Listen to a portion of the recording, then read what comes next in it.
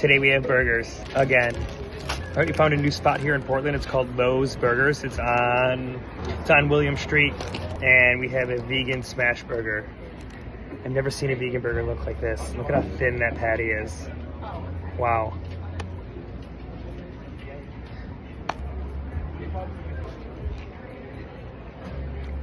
That is awesome.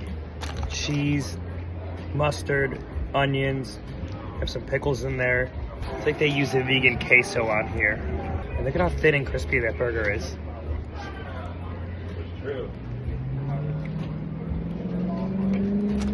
That's how we like it, simple. It's like lacing on that. Wow, this is really good. We also have some waffle fries. Have to get waffle fries if they're on the menu, right? Crispy, seasoning's good. All right, I'm gonna rate this burger so I can enjoy the rest of it with Lauren and Mackenzie. That's great.